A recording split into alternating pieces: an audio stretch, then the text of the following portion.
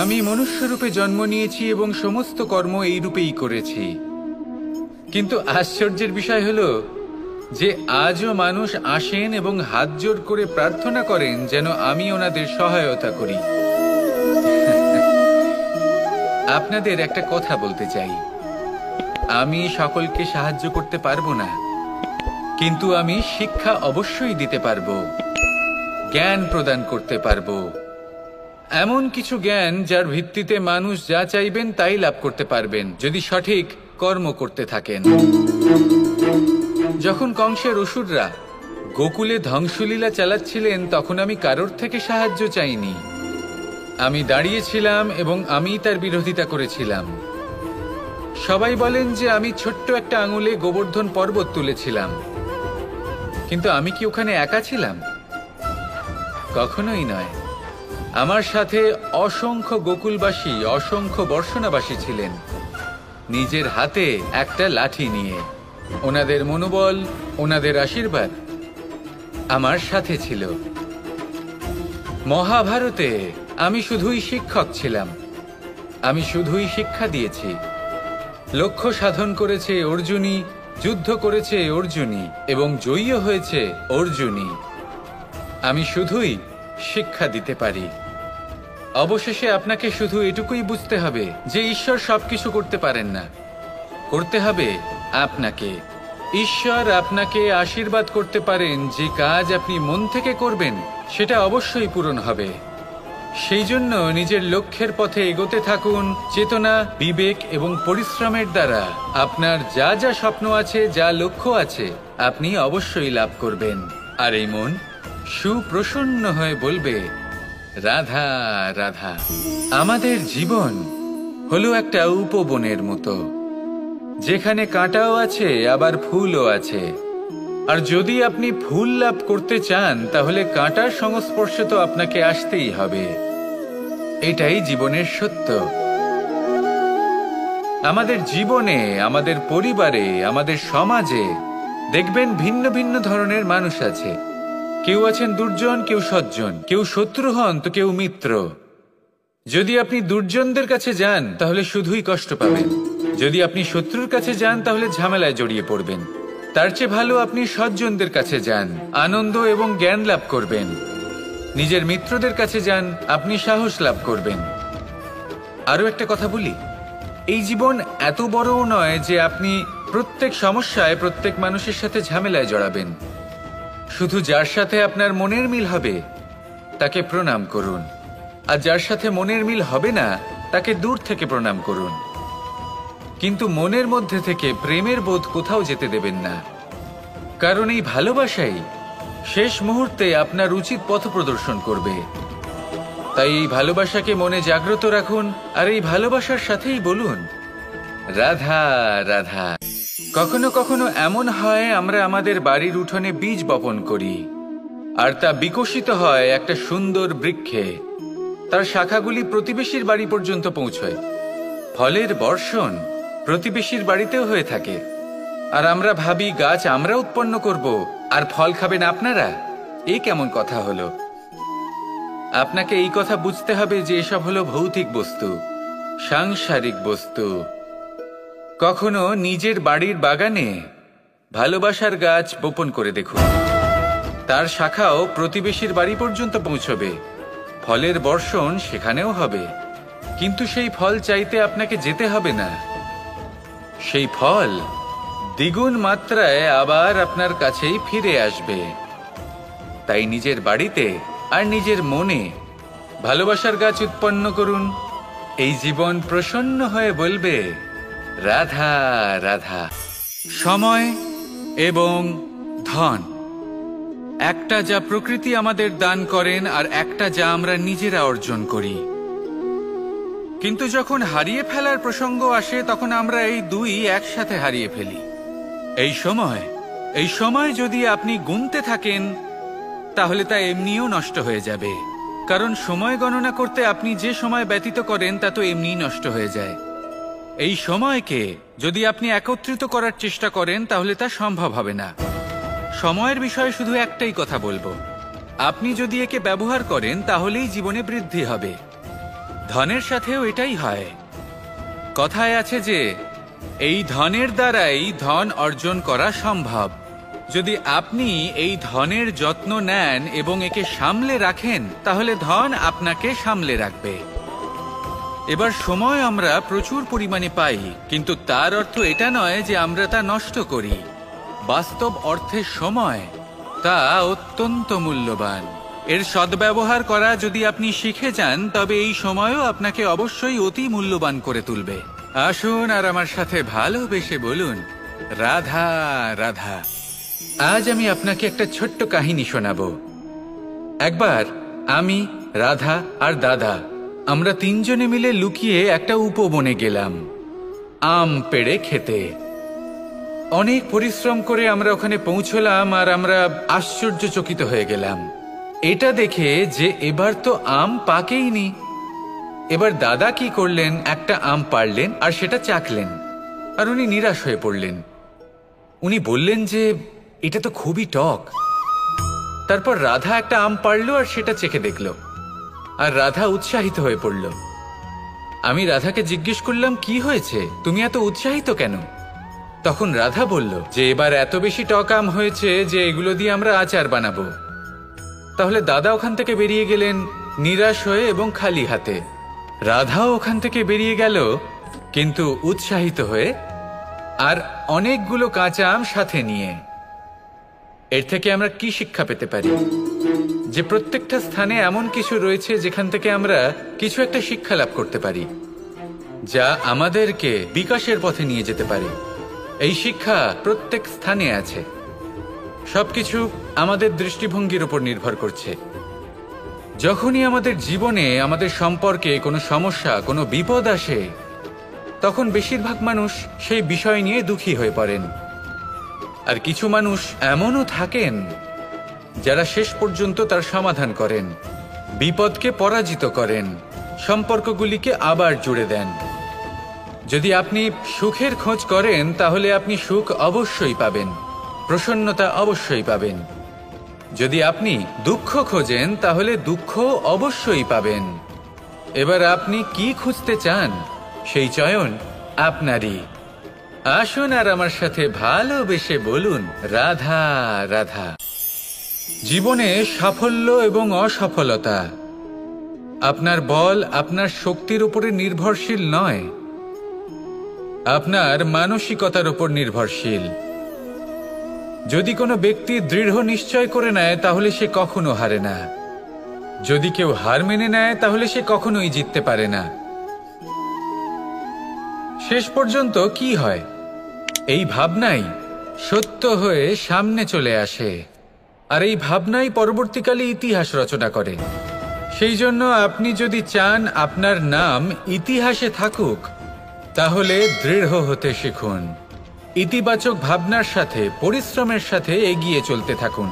প্রতিস্পর্ধা গ্রহণ করুন আর শুধুই এগিয়ে যেতে থাকুন। সংসারে আপনি যে কোনো উচ্চতাতেই পৌঁছতে পারবেন, কারণ ইচ্ছে শক্তি আর ভালোবাসার চেয়ে বেশি শক্তিশালী আর কিছুই নেই। তাহলে আসুন আর আমার সাথে ভালোবেসে বলুন, রাধা রাধা। কোনো এক বস্ত্রে যদি ছোট্ট একটা ছিদ্র উৎপন্ন হয়, আর যদি আমরা তার দিকে নজর না দিই, তাহলে সময়ের সাথে সমগ্র বস্ত্র ছিঁড়ে যায় আর কোনো কাজে আসে না। যদি কোনো একটা নৌকাতে ছোট্ট একটা ছিদ্র উৎপন্ন হয়, তাহলে সময়ের সাথে পুরো নৌকাই জলে ডুবে যায়। লক্ষ্যের দিকে অগ্রসর হওয়ার সময় একটা ছোট্ট ভুল আপনি যদি করে ফেলেন, তাহলে আপনাকে তা লক্ষ্যের থেকে দূরে করে দিতে পারে। এমনটা এই সম্পর্কের সাথেও হয়ে থাকে। কোনো একটা ছোট্ট কথা, একটা ছোট্ট মনোমালিন্য যদি সম্পর্কে আসে এবং সেটা না মেটানো হয়, তাহলে সেই সমগ্র সম্পর্কটা, অনেক বড় বড় সম্পর্ক ভেঙে যেতে পারে। যদি আপনার সম্পর্কে ছোট্ট একটা ছিদ্র উৎপন্ন হয়, তাহলে প্রেমের সূচ আর স্নেহের সুতো দ্বারা সেলাই করে ফেলুন, যাতে আপনার এই সম্পর্ক অটুট থাকে এবং প্রেম দ্বারা পরিপূর্ণ থাকে। আসুন আমার সাথে ভালোবেসে বলুন, রাধা রাধা। ইচ্ছে বড়ই বিচিত্র জিনিস। এই ইচ্ছে যদি তা পূর্ণ না হয়, তাহলে তা ক্রোধকে জন্ম দেয়। যদি তা পূর্ণ হয় তাহলে লোভকে জন্ম দেয়। যদি সময়ের মধ্যে পূর্ণ না হয় তাহলে শোককে জন্ম দেয়। আর যদি সময়ের পূর্বেই পূর্ণ হয়ে যায় তাহলে অহংকারকে জন্ম দেয়। সকলের ইচ্ছে থাকে, আপনারও অবশ্যই থাকবে, তা অবশ্যই পূরণ করবেন। কিন্তু একটা কথা মনে রাখবেন, আপনার এই জীবন এটা কোনোভাবেই আপনার ইচ্ছে পূরণ করার মাধ্যম নয়। এ হলো ধৈর্য সাধনের এক মাধ্যম, নিয়ন্ত্রণ করার এক মাধ্যম। নিয়ন্ত্রণ নিজের কামনার ওপর, নিজের ইচ্ছের ওপর, নিজের আবেগের ওপর। কারণ ইচ্ছে এটা হলো সেই অশ্বের মতো যা একবার লাগাম ছাড়া হয়ে গেলে আপনার হাত থেকে যদি এই লাগাম বেরিয়ে যায় তাহলে তা আপনাকে সোজা বিনাশের পথে নিয়ে যেতে পারে। কিন্তু যদি আপনি একে নিয়ন্ত্রণ করতে পারেন তাহলে এটা আপনাকে সাফল্যের শিখরে অবশ্যই পৌঁছে দিতে পারে। তাহলে ইচ্ছেগুলিকে নিয়ন্ত্রণ করুন আর আমার সাথে ভালোবেসে বলুন, রাধা রাধা। কথায় আছে সংসারে নাকি সকল রোগের ওষুধ আছে। যদি আপনি নিজের শরীরকে ভালোবাসেন তাহলে ব্যায়াম করুন। যদি নিজের নিঃশ্বাস প্রশ্বাসকে ভালোবাসেন তাহলে প্রাণায়াম করুন। যদি আপনি নিজের আত্মাকে ভালোবাসেন তাহলে ধ্যান করুন। কিন্তু যদি আপনি নিজের জীবনকে, পরমাত্মাকে ভালোবাসেন তাহলে সকলকে ভালোবাসতে থাকুন। এই ভালোবাসা অত্যন্ত গুরুত্বপূর্ণ এবং আবশ্যক। ভালোবাসার থেকে ভালো না কোনো ওষুধ আছে, না আছে কোনো আসন। এর থেকে ভালো না কোনো ব্যায়াম আছে আর না কোনো প্রাণায়াম। এই ভালোবাসা বড় বড় সমস্যারও সমাধান করতে পারে। ভালোবাসা বড় বড় বিপদকে আপনার থেকে দূর করতে পারে। এই ভালোবাসাই আপনাকে জীবনে বাঁচতে শেখায়। কারণ ভালোবাসাই হলো জীবনের আসল সত্য। তাহলে আসুন আর আমার সাথে ভালোবেসে বলুন, রাধা রাধা। মানুষের মধ্যে একটা বিচিত্র প্রবৃত্তি থাকে, অন্য সকলের বিষয়ে, তাদের জীবনের বিষয়ে, তাদের ব্যক্তিত্বের বিষয়ে, তাদের ভবিষ্যতের বিষয়ে অনুমান করা। এটা হলো অনুচিত। কারোর অতীতকালকে দেখে লোকে ভবিষ্যৎ বলে দিতে পারেন, বর্তমানকে দেখে ভবিষ্যতের বিষয়ে অনুমান করে ফেলেন। উদাহরণ দিতে হলে বলবো, কোনো দাসকে দেখুন, ওকে দেখে লোকে বলে যে ওর ভবিষ্যৎ সেটাই হতে পারে, অনুমান করে ফেলেন। আর এই রাজাকে দেখুন, উনি তো কত সুখী হবেন, উনি তো জগতের সব থেকে অধিক সুখী মানুষ, কত সুখ সুবিধা আছে ওনার কাছে, ধারণা করে ফেলেন। তবে সত্য তো এটাই যে কারোর ব্যক্তিত্বের বিষয়ে, তাদের ভবিষ্যতের বিষয়ে আপনি পূর্ণ সত্য কখনোই বলতে পারবেন না, শুধু অনুমান করতে পারবেন। আর এই অনুমান করে সত্যি কোনো লাভ হয় না। কারণ এই কাল সেটা হলো অত্যন্ত শক্তিশালী। কালো থেকে কালোতর কয়লাকেও হীরেতে পরিণত করতে পারে। অনেক বড় বড় রাজাকেও বিদূষক বানিয়ে ফেলতে পারে এক মুহূর্তেই। তাহলে আপনি অনুমান করে কি লাভ? কি পেলেন অনুমান করে?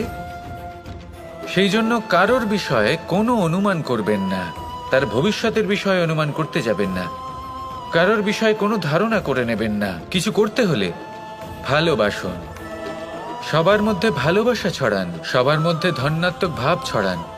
এই মন প্রসন্ন হয়ে বলবে, রাধা রাধা। কথায় আছে যে এমন কোনো অক্ষর নেই যার দ্বারা কোনো মন্ত্র হয় না, এমন কোনো বনস্পতি নেই যা নিজেই একটা ঔষধি নয়, পৃথিবীর এমন কোনো ব্যক্তি নেই যার মধ্যে কোনো যোগ্যতা থাকে না। শুধু প্রয়োজন হলো যে ব্যক্তিকে আমরা খুঁজে চলেছি তাকে সঠিকভাবে চিনে নেওয়া।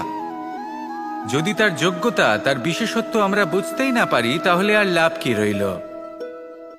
এই সংসারে এমন অনেক ব্যক্তি রয়েছেন যারা ছোট ছোট অসফলতার কারণে আপনাকে এটা বলে দেবে যে আপনি কোনো কাজের নন, আপনি হলেন মূর্খ, আপনি কিছুই করতে পারবেন না। এইসব কথায় কখনোই বিশ্বাস করবেন না। কারণ আপনি এবং প্রত্যেকটি জীব এই পরমাত্মা এবং এই প্রকৃতির সৃষ্টি, যা অত্যন্ত বিশেষ।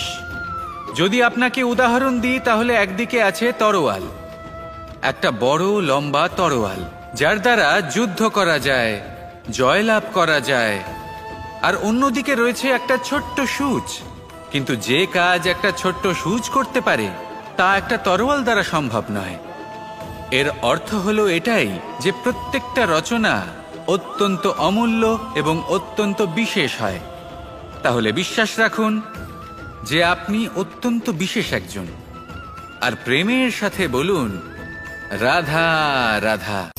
বাল্যকালে যখন আমি মাখন খেতাম তখন যশোদা মায়ের আমার মাখন খাওয়া নিয়ে কোনো সমস্যা ছিল না, কিন্তু যখন আমি মাখন খেতাম, মাখন চুরি করতাম, তখন যেই প্রকারে বাড়ির পরিচ্ছন্নতা আমি নষ্ট করতাম তা নিয়ে অবশ্যই যশোদা মায়ের আপত্তি ছিল।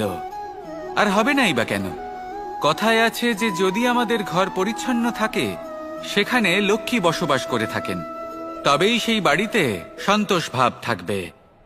সেই জন্যই আমাদের যশোদা মা পরিশ্রম করে বাড়ির ভেতর এবং বাড়ির বাহির সবসময় পরিচ্ছন্ন করে রাখতেন। এবার যেইভাবে আমাদের বাড়ি, যেখানে আমাদের পরিবার বসবাস করতেন, সেইভাবেই আমাদের শরীর আর আমাদের আত্মা রয়েছে যাতে আমরা বসবাস করি। একেও স্বচ্ছ রাখা প্রয়োজনীয়। এবার স্বচ্ছ কিভাবে রাখা যায়?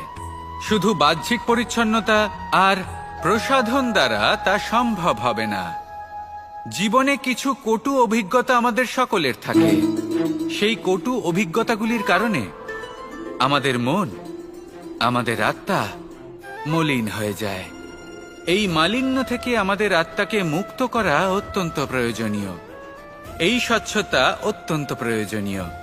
আর আমাদের এই মন মালিন্য থেকে মুক্ত হতে পারে শুধুমাত্র প্রেম এবং করুণার দ্বারা। তাই সকলকে ভালোবাসতে থাকুন আর মনের মধ্যে করুণার বোধ জাগ্রত করুন। কারণ যেইভাবে বাড়ি পরিষ্কার থাকলে তাতে লক্ষ্মী বসবাস করেন, সন্তোষবোধ বজায় থাকে, সেইভাবেই যদি মন স্বচ্ছ থাকে তাহলে তাতে সন্তোষও থাকবে, শান্তিও থাকবে। তাহলে ভালোবাসতে থাকুন, মনের মধ্যে করুণাবোধ জাগ্রত করুন আর আমার সাথে ভালোবেসে বলুন রাধা রাধা। যখন সূর্যের অত্যাধিক তাপের কারণে এই ধরিত্রী শুষ্ক হয়ে যায় তখন প্রতিবিম্ব আমরা এইভাবে দেখতে পাই। আমরা কোথাও দূরে তাকালে আমাদের মনে হয় সেখানে জল রয়েছে। আমরা যখনই কাছে গিয়ে দেখি তখন দেখি যে সেখানে জলই নেই। তারপর যেই আমরা পেছনে ফিরে তাকাই আমরা দেখি যেখান থেকে আমরা এসেছি সেখানে জল পড়ে রয়েছে। এবার এই যে মরুতৃষ্ণা, তা কিন্তু শুধুই ভূমিতে নয়, আমাদের ভাবনা চিন্তার সাথেও এটাই হয়ে থাকে, অনেক সময় হয়ে থাকে। যে ব্যক্তি জল লাভ করার আশায় বসে থাকে সে কখনোই জল লাভ করতে পারে না, কিন্তু যে ব্যক্তি জল লাভ করার আশায় নিরন্তর পরিশ্রম করতে থাকে, ঘাম ঝরায়, সেই ব্যক্তি কোনো মরুভূমিতেও জল লাভ অবশ্যই করে। জীবনে যদি আমরা বড় কিছু লাভ করতে চাই তাহলে নিরন্তর পরিশ্রম করতেই হবে। পরিশ্রমের এই মনোভাব অত্যন্ত গুরুত্বপূর্ণ। এই মনোভাব আর দৃষ্টিভঙ্গি এ হলো অন্তরের গুণ। রূপ এবং প্রসাধন এগুলি হলো বাহ্যিক আবরণ। যে ব্যক্তি রূপের কারণে আপনাকে ভালোবাসে তা প্রকৃত ভালোবাসা নয়, কিন্তু যে ব্যক্তি আপনার আবেগ এবং মানসিকতার জন্য আপনাকে ভালোবাসে তাই হলো প্রকৃত ভালোবাসা। তাহলে এই কথাটা মনে রাখুন আর আমার সাথে ভালোবেসে বলুন রাধা রাধা। কখনো আপনি কোনো গোয়াল দেখেছেন? অধিক মাত্রায় গোবর পড়ে থাকে আর ওখানে এক ধরনের পোকা দেখতে পাওয়া যায় যাকে গুবরে পোকা বলা হয়। এরা কি করে? সারাদিন সেই গোবরেই বাস করে। সেই গোবরকে গোল আকৃতি প্রদান করে নিজের বাসার দিকে নিয়ে যাওয়ার চেষ্টা করে। অনেক পরিশ্রম করার পরে সেই গোবরের টুকরোগুলো নিজের বাসার দিকে নিয়ে যায় আর বুঝতে পারে ওর বাসা তো খুবই ছোট আর এই গোবরের টুকরো তো অত্যন্ত বড়, এ তো বাসাতে প্রবেশ করতেই পারবে না। তাও চেষ্টা করতে থাকে, শেষ পর্যন্ত অসফল হয় আর সেই পোকা একাই বাসাতে ঢুকে যায়। এরকম মানুষের সাথেও হয়ে থাকে সমস্ত জীবন। মানুষ ধন, স্বর্ণ, সুখ স্বাচ্ছন্দ্য এই সব কিছু অর্জন করতে ব্যস্ত থাকে, আর যখন সময় আসে এই সংসারকে ত্যাগ করে চলে যাওয়ার তখন সে বুঝতে পারে যে এই সব কিছু তো আমি নিজের সাথে নিয়ে যেতেই পারবো না। মনে দুঃখ নিয়ে সংসার থেকে বিদায় নেয় সে। তার বদলে যদি মানুষ কোনো নির্ধন ব্যক্তিকে সাহায্য করে দেয়, কোনো দুঃখী ব্যক্তিকে হাসাতে চেষ্টা করে, তাহলে মনে সন্তোষ নিয়ে সংসার ত্যাগ করতে পারে। এই জীবনে ধন, স্বর্ণ, সুখ স্বাচ্ছন্দ্য অতি আবশ্যক, কিন্তু এগুলোই বাস্তব সম্পত্তি নয়। তাহলে কি এই বাস্তব সম্পত্তি সেটা বুঝতে শিখুন, আর আমার সাথে ভালোবেসে বলুন রাধা রাধা। সিংহকে বনের রাজা বলা হয়। অত্যন্ত শক্তিশালী হয় সে, তার পরিবারও খুব বড় হয়। কিন্তু যদি এমন হয় যে সিংহের পরিবারে নিজেদের মধ্যেই কলহ সৃষ্টি হয়, যদি তারা নিজেরাই লড়তে থাকে, তাহলে কি হবে? সিংহকে মেরে তার পরিবারকে মেরে ফেলে শেয়াল বনের রাজা হয়ে উঠবে। এবার এই কথা শুধুই সিংহের উপর প্রযোজ্য নয়, বরং প্রত্যেকটি ব্যক্তি, প্রত্যেক পরিবার, প্রত্যেক সম্প্রদায়, প্রত্যেক রাজ্যের ওপর প্রযোজ্য হতে পারে। পরিবারে যদি মতভেদ বেড়ে যায়, তাহলে সেই পরিবার ভেঙে যেতে পারে। ইতিহাস এই বিষয়ের সাক্ষী। যদি সমাজের মানুষ নিজেদের মধ্যেই লড়তে থাকেন, তাহলে কেউ রাজা হতে পারেন না, বরং অন্য কেউ সেই কলহের সুযোগ নিয়ে নিজে রাজা হয়ে বসেন। একতার গুরুত্ব বুঝতে শিখুন। ঘুরে ফিরে বিষয়টা এসে দাঁড়াচ্ছে সেই ভালোবাসায়, কারণ ভালোবাসাই হলো সেই যা সকলকে একসাথে বেঁধে তাদের আনন্দে রাখতে পারে। প্রেমের থেকে বেশি শক্তিশালী আর কিছুই নেই। তাই এই প্রেমকে নিজের মনে জাগ্রত করুন, নিজের পরিবারে বর্ষণ করুন, সমাজে বর্ষণ করুন, রাজ্যে বর্ষণ করুন, আর এই ভালোবাসার সাথেই বলুন রাধা রাধা।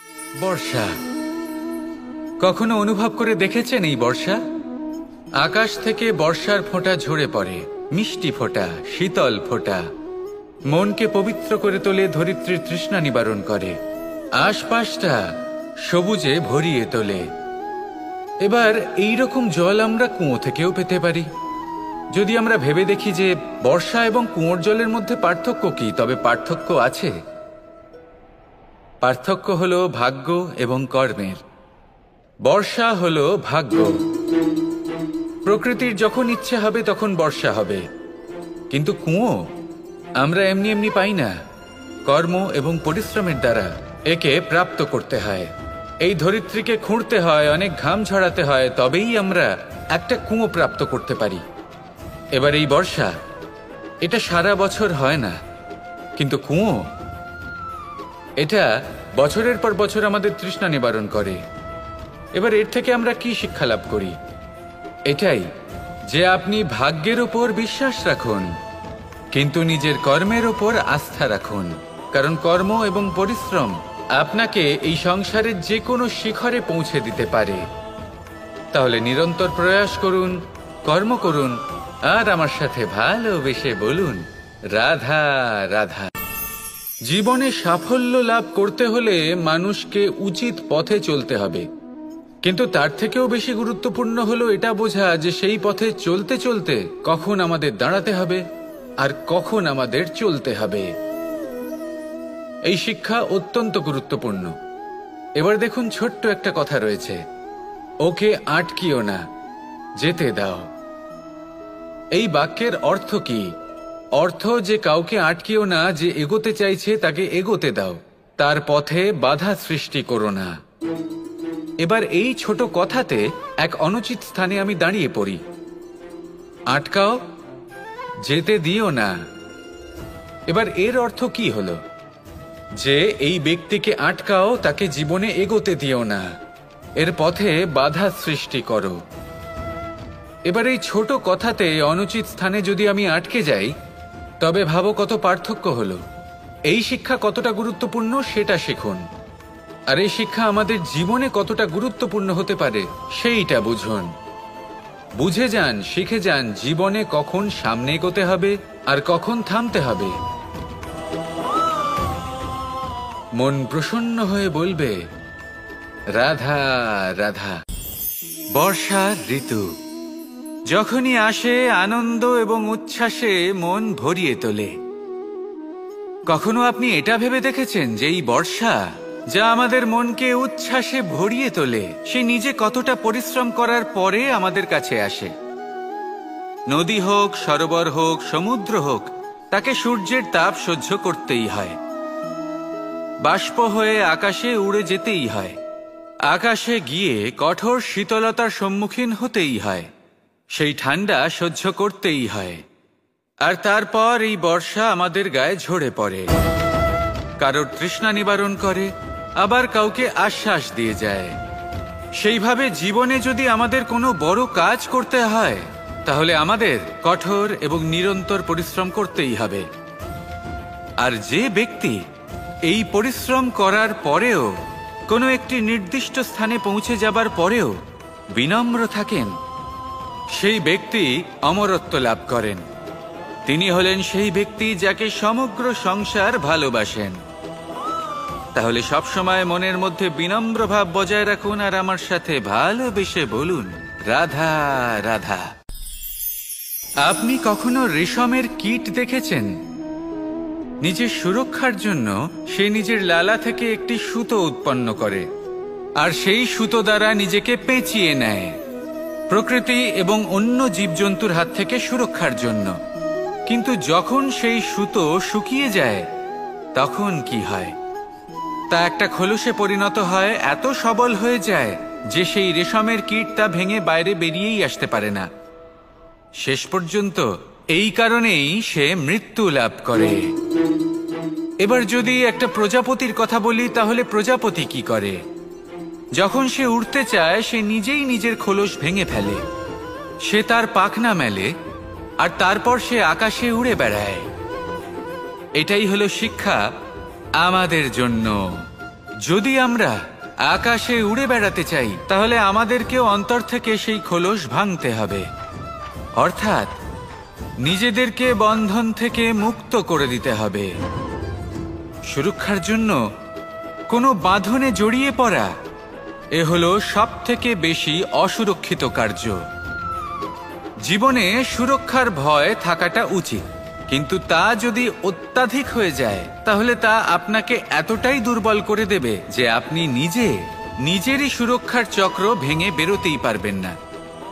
যদি আপনি নবনির্মাণ করতে চান, তাহলে আপনাকে নিজের এই সুরক্ষা কবচ ভেঙে বেরোতেই হবে, সাহসের সাথে পরিশ্রম করতে হবে। আর যদি আপনি এটা করতে পারেন, তাহলে আপনার উড়ান কেউ আটকাতে পারবে না। আসুন আমার সাথে ভালোবেসে বলুন, রাধা রাধা। আপনার থেকে বড়, আপনার থেকে মহান হলেন সেই গুরু। এটা কি আবশ্যক যে সেই গুরু কোনো ব্যক্তিই হবেন? কখনোই নয়।